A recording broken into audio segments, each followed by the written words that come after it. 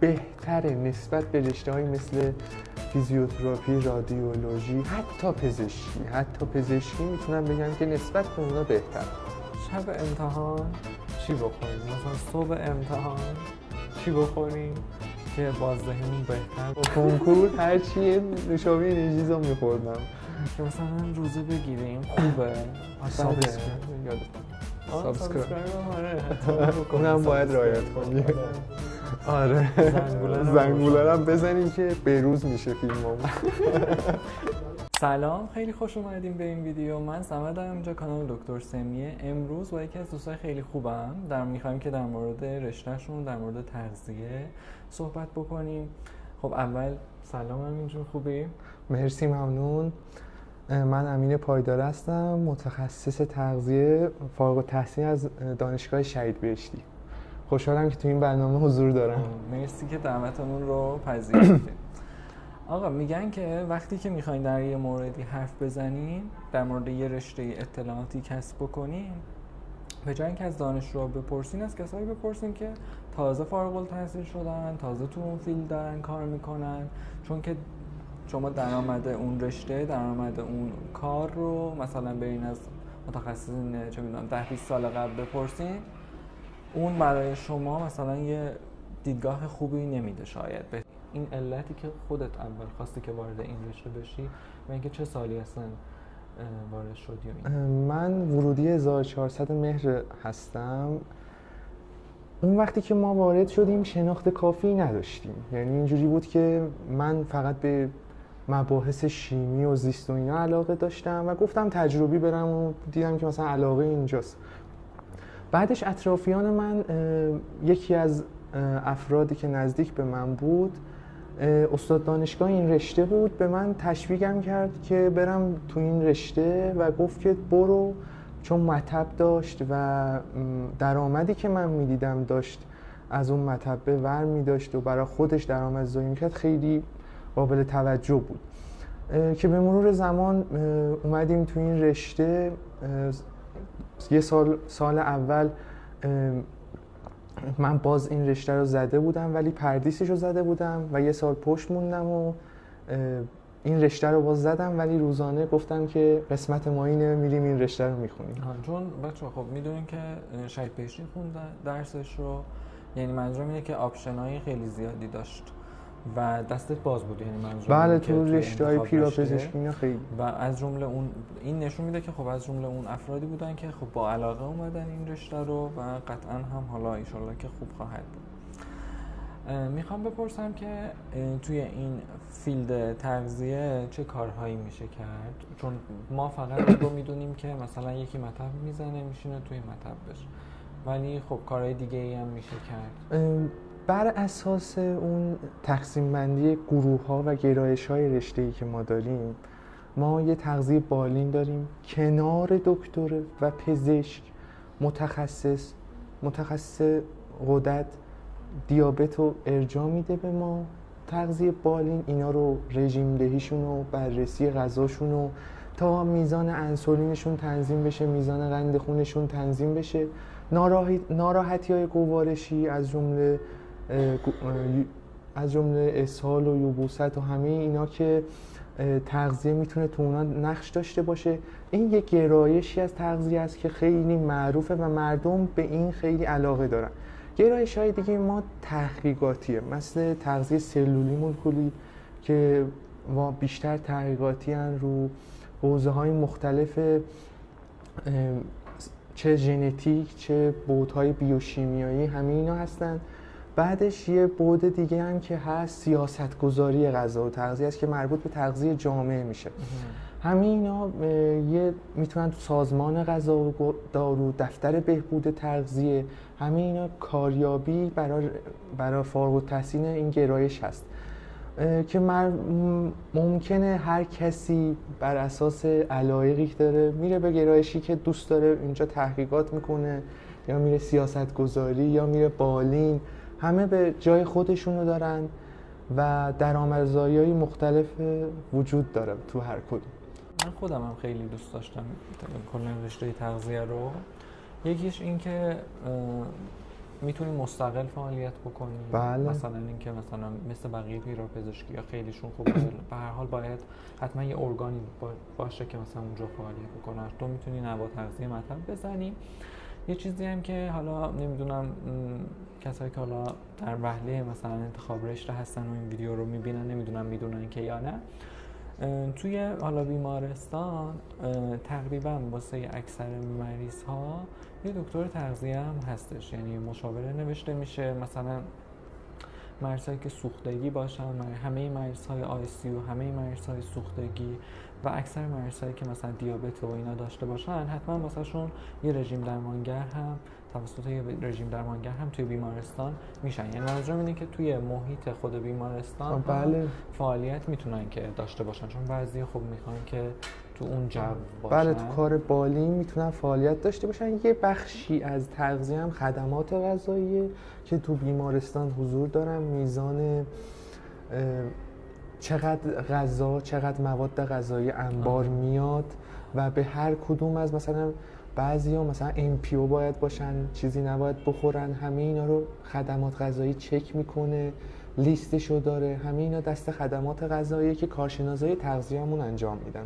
اینا رو من فکر می‌کردم که با بهداشت محیط هم فکر کنم ارتباط آره، بهداشت محیط دیگه. هم تو این کار تداخل داره، ولی بیشتر کارهای خدمات غذایی مربوط به کارشناس تغذیه است. هم مثل حالا خیلی از رشته‌های الان طرح هم داره دیگه. بله، الان طرح ما اجباری شده بر اساس دفتر بهبود تغذیه اجباری کرده برای ما. 2 سال طرح اجباری داریم که معمولا مثل همه رشته‌های پیراپزشکی و رشته‌های پزشکی و داروسازی و اینا ما هم میریم تو صف وای میستیم، کارهای خودشونه، روال عادی خودشونه داره و برای پسرها خیلی خوبه. قشنگ میتونن سربازی رو باهاش یکی کنن، پیام آور بهداشت بشن و خیلی خوب میتونن از این موقعیت استفاده کنن. خب درآمد تغذیه حالا چه توی حالا بالین باشه چه واسه کسی که مثلا تازه میخواد شروع کنه؟ ببینید اونایی که میخوان اول شروع کنن این رشته رو، بیشتر اون که تو حوزه کلن حوزه چاقی لاغری بیشترین درآمد رو داره. یعنی ما میبینیم که اونایی که مثلا دوست من فردی بوده که رفته مثلا با یه پیج مستقل، با یه پیج درآمدهای خوبی داره و حوزه چاقی لاغری کار میکنه، کنارش مثلا یه چند تا کیس مثلا پیچیده دیابت و اینجور چیزا. ولی حوزه های مثلا بیاین بگین که من میخوام مثلا سرطان کار کنم، فقط یه فیل، اولا کیس ها اینجوری نیستن. مثلا یه دیابتی هست، CKD هست، فشار خون هست، یه کمپلکسی از اینا میاد. یعنی تو نمیتونی بگی که من فقط میخوام فشار خون نگاه کنم یا من فقط میخوام دیابت کار کنم، نمیتونی. یعنی این کار این رویاییه. یعنی اونایی که اول اومدن یا مثلا وارد بازار کار نشدن یا اصلا نگشتن، خب فکر میکنن من میرم فقط کودکان کار میکنم. نه، جامعه کشششو نداره. یعنی اون تغذیه اونقدری که باید تو جامعه راه پیدا کنه و تو دل مردم باشه نبوده. خب و الان بیشتر مثال میگم تغذیه کودکان رو بیشتر متخصص کودکی، متخصصی که تو حوزه رزیدنتی این رشته بوده اونا میبینن، اونا ویزیتشون میکنن و هیچ ارجاعی داده نمیشه. به خاطر همینه که شما نمیتونین بگین که من مثال میگم فقط گوارش، فقط کبد چرب نگاه میکنم. نه، کبد چرب رو نمیتونی نگاه کنی. یعنی دیابت هم باید بلد باشی، نفرولوژی هم باید بلد باشی، سرطان هم باید بلد باشی که فردا پس فردا یک کیسی اومد خیلی ازشون مشکلاتشون و همه چیزشون رو در نظر بگیر. ولی بیشتر از همه که درآمد توش زیاده چاقی لاغریه. چه لاغری از نوع که مثلا ورزشی باشه، تغذیه ورزشی باشه، چه لاغری که مثلا معمولی باشه. یعنی فرد هست میگه که من میخوام ماهیچه داشته باشم، این فرد هست میگه من فقط میخوام چاق شم. خب اونی که میخواد ماهیچه دو داشتم به مرور زمان تغذیه خوب درخشیدن تو اینا.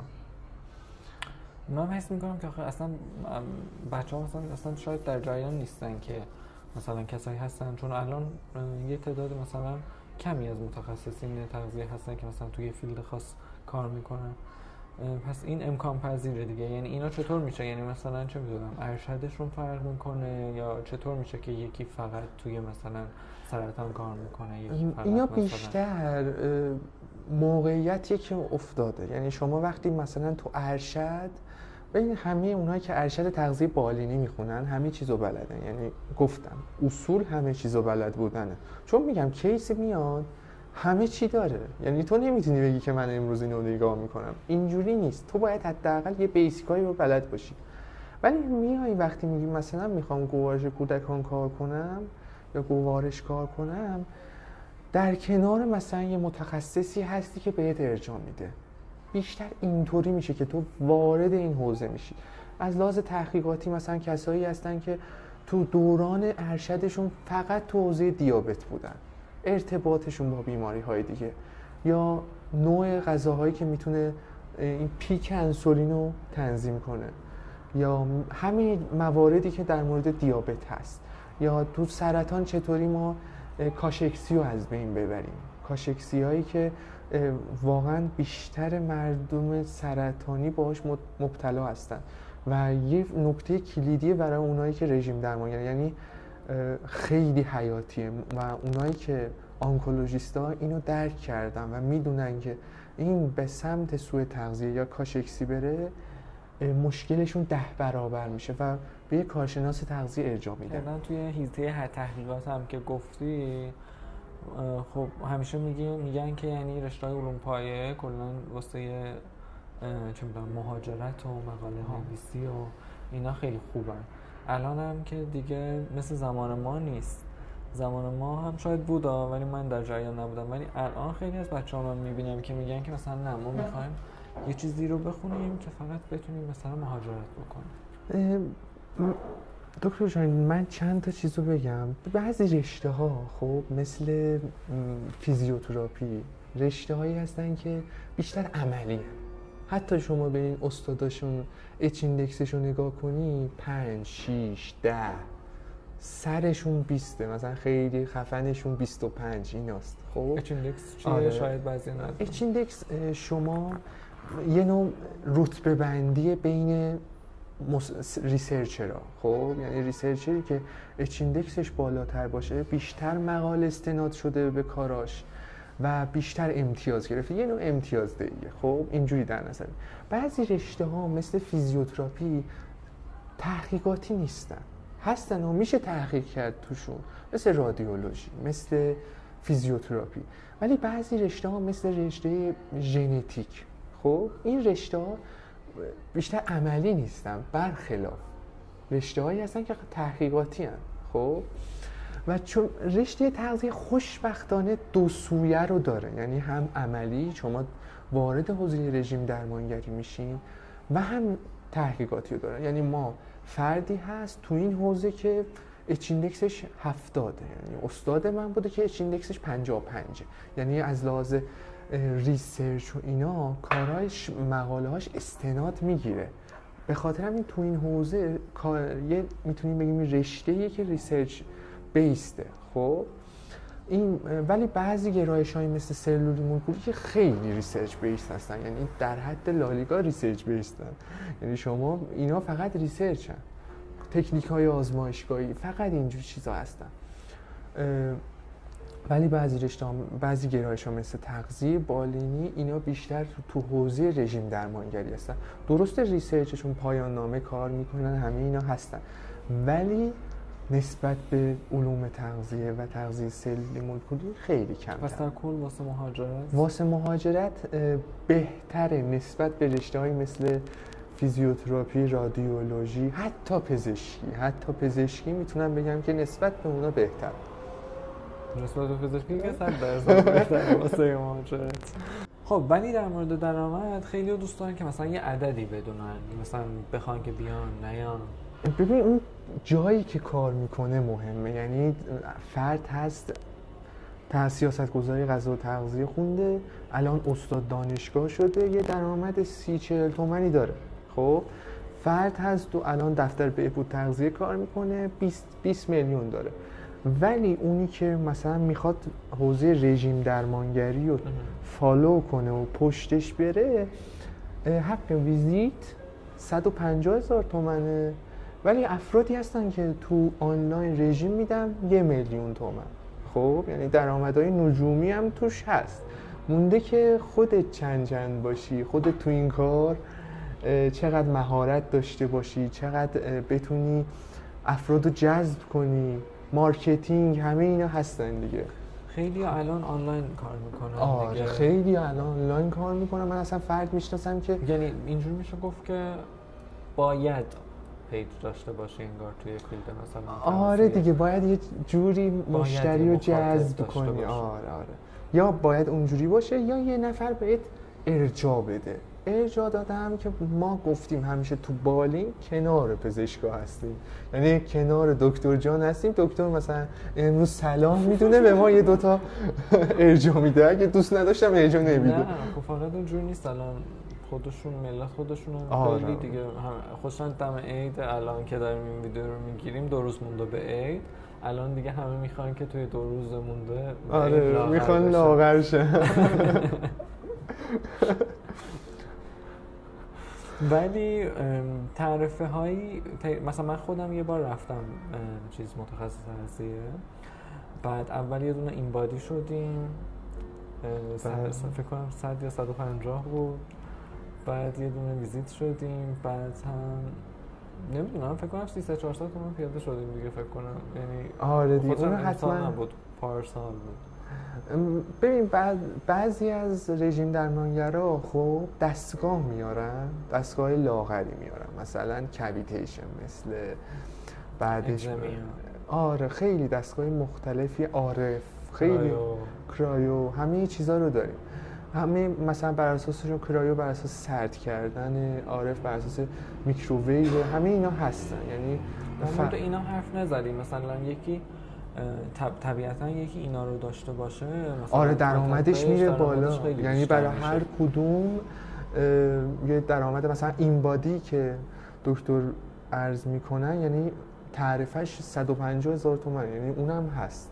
یعنی کنار اون این بادی هم بگیری، این بادی هم آخه الان چیز دیگه اجتناب ناپذیره. آره مثلا یعنی باید من رفته بودم دیگه نمیگفت که میخوای یا نمیخوای، نه بر اساس اون مثلا رژیم انگار یا ما باید مثلا بعضی رشته ها ما بیشتر مثلا اینجوری مثلا سیمپل خیلی راحت تر انرژی رو حساب میکنیم، ولی بعضی مثلا ورزشکارا اینا ما باید بدونیم توده ماهیچه‌اش چقدره. خب بعضی واقعا الان بیشتر آدما میرن باشگاه. خب ما برای اینایی که بدونیم توده ماهیچه‌اش چقدره و چی کارا میکنه، برای اینکه انرژیشو حساب کنیم و بروز، الان متدهای بروز دنیا اینجوریه که با این بادی دارن انرژی رو حساب میکنن. یه قبل و بعد رژیم میگیرن، رژیم کالری ثابتش رو پیدا میکنن. یعنی یه جوریه که الان مثل قدیما نیست که یه فرمول بذاری اینجا بیاد. خب یعنی این بادی خیلی کمکمون میکنه، چون الان هدفشون این نیست که اساس شما صرفا وزنتون کم بشه دیگه. میخوان که توده ماهیچه رو حفظ کنن، چربی‌ها رو کمتر کنن، اون رو هم با اون این باد دست یعنی برای ما ماهیچه مهمه، ماهیچه از دست بدی یعنی رژیممون به اندازه خوبی نبوده، یعنی اصلا آشغال اون رژیم رو بنداز دور. اینجا بحث کتوژنیک وارد میشه که خیلی بورسه واسه کسایی که مثلا فاستینگ، حالا فاستینگ جدا، ولی حالا خصوصا کتوژنیک که مثلا میخوان زود توی تایم کمی مثلا جلوی عید فلان عروسیه فلان زود کاهش بدن وزنشون رو خیلی استفاده میکنن. اما این چیه؟ من یه تعریف مختصری بگم. تو رژیم کتوژنیک ما کربوهیدرات رو میاریم پایین، چربی و ماهیچه رو میبریم بالا مصرفشون. چون قوت غالب غذایی ما تو سفره‌مون کربوهیدرات هست، برنج، نون، یعنی اینا مصرفشون تو جامعه ما زیاد. وقتی ما این کارو میکنیم به صورت غیر مستقیم یعنی یه جوری اینو کاهش میدیم. خب رژیم کتوژنیک اول برای بیماران صرعی استفاده میشد. کودکانی که صرع داشتن، حملات عصبی داشتن، ما برای اینا استفاده میکردیم و میدیدیم جواب میداد.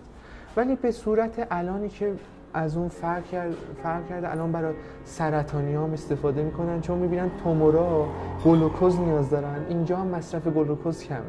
خب از یه طرف هم میزان مصرف پروتئین هم زیاده، یعنی حفظ ماهیچه هم بهتر داره انجام میشه.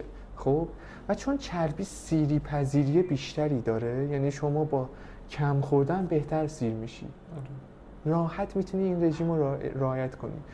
که بیشتر به این خاطره که مردم به رژیم‌های اتکینز از جمله کتوژنیک و اینا جذب میشن، به خاطر همینه. ولی خب عوارضش هم بگو.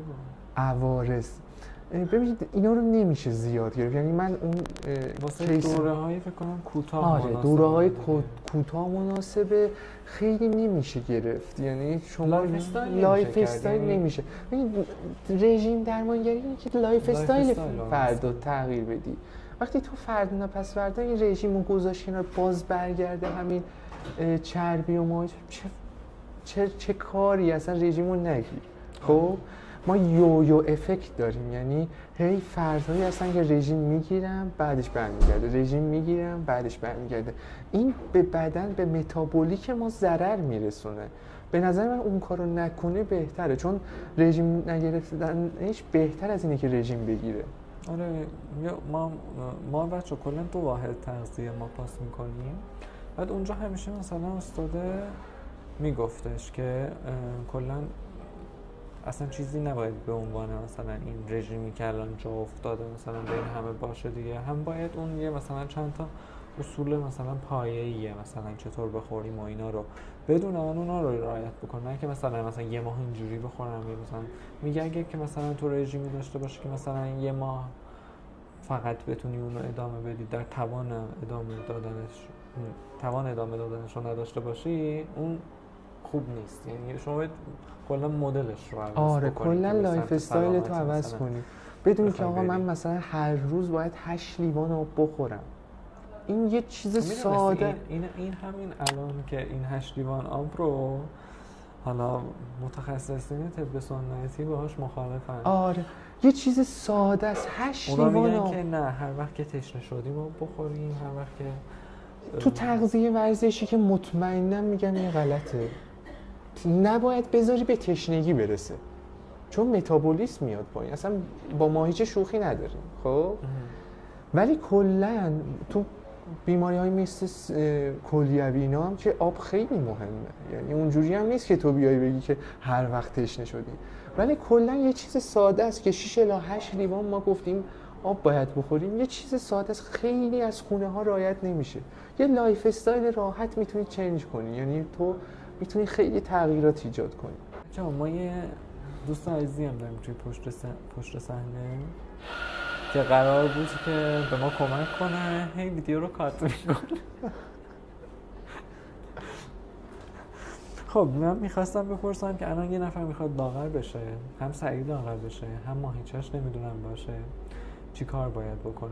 مثلا چه میدونم از این آمپولای لاغری الان همه جا هست، همه تعریفش رو میکنن، نمیدونم چیه اسمشون، اوزمپیک و مونجارو، آره ملیتاید.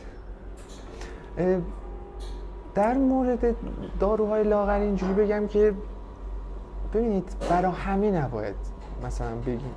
فردی که خیلی چاقه، BMI بالای 40 داره، خب و یک ریسک فاکتور مثلا فشار خون، کاردیوواسکولار دیزیز ریسک فاکتورهای اونا رو داره، دیابت داره، ما بیشتر برای اونا تجویز میکنیم. و خودش هم داروهای لاغری یه نوع نیستن، یعنی چند نوع هستن. یکی ها هستن مثلا جلوی جذب چربی ها رو میگیره، یه نوع هستن اصلا کلا احساس سیری میده به آدم، ولی اینا هم بدون عوارض نیستن. همونی که ساده ترینش و کمترین عوارضش همون اولیاستات ها هستن از گروه استاتین ها. اینا جلوی جذب چربی رو میگیرن، خب ولی همین اینش باعث کمبود ویتامین های محلول در چربی میشه، خب و دفع بیقرار هم میاره. یعنی یه جوریه که عوارض دارن همشون و شاید یا پیدا نشده. مثلا ما دیدیم که ملیتاید مثلا کوری آورده یا اوزمپیک،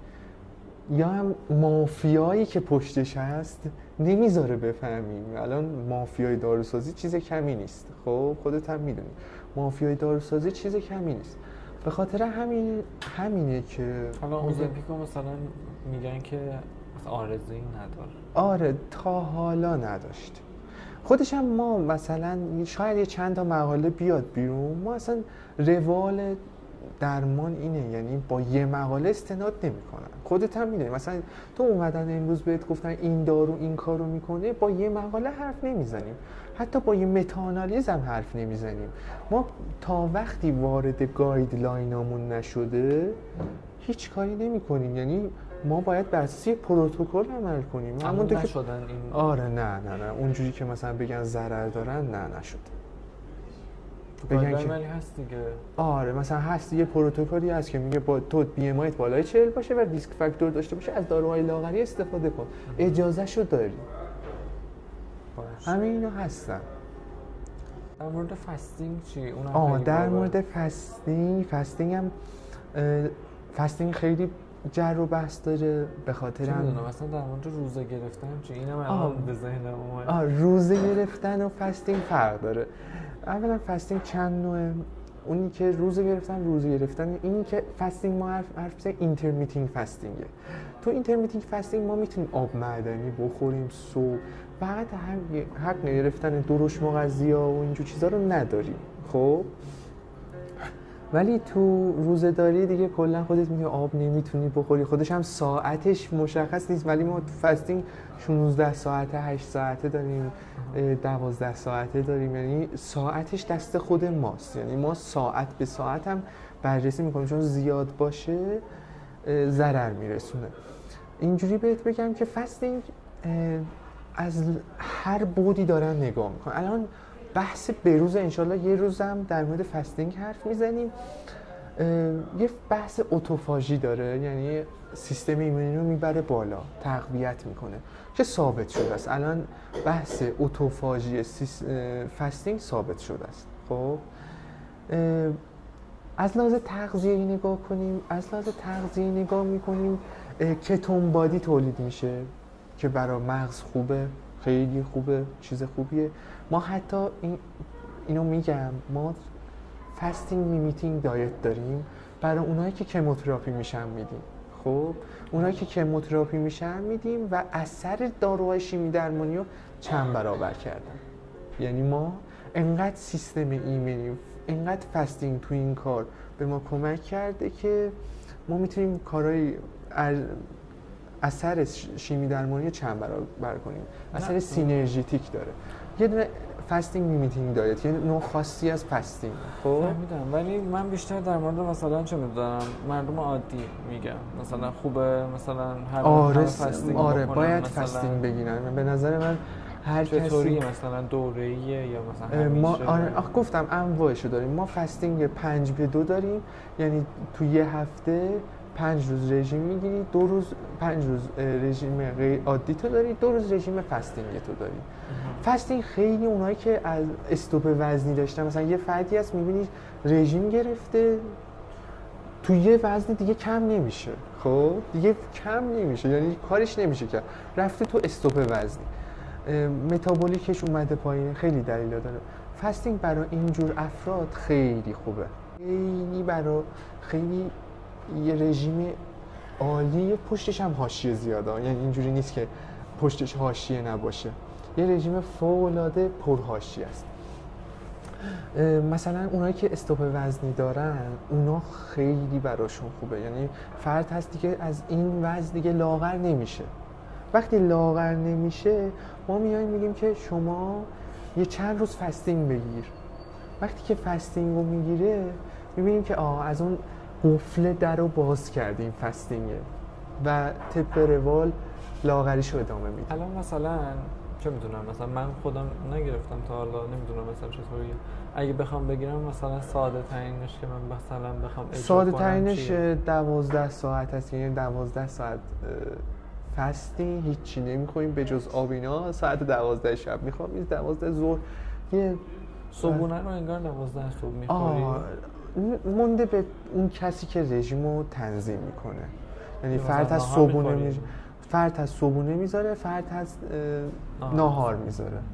مونده به فرد، مونده به ما. الان مثلا دانشجوها هم تو دانشگاه ما 12 ناهار میخورن، صبحونه نمیخورن دیگه. فرد مونده به فرد به فرد. بعد مثلا فقط همین در مورد لاغریه یا مثلا گفتم مثبت نکات مثبت دیگه هم آره داره؟ نکات مثبتش خیلی خوبه.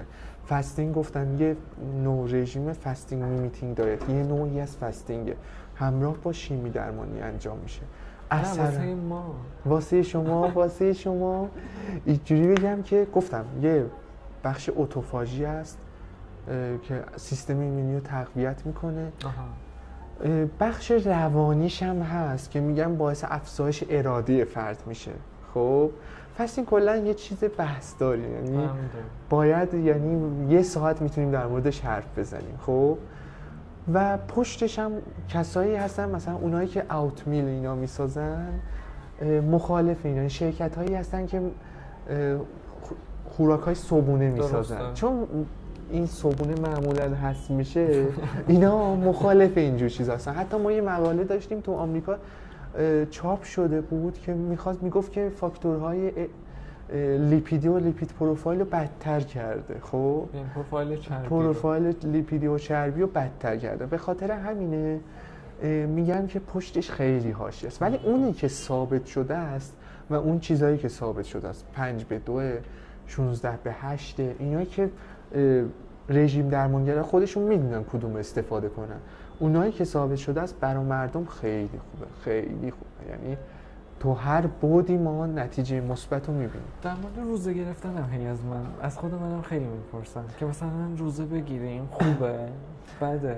مثلا صرف بحث طبیعتا بحث چه میدونم اعتقادی و باورش رو نمیگم، بحث مثلا علمیش رو میتونم بدونم. ما تو بحث علمیش نگاه، بحث اعتقادیش رو بذاریم کنار.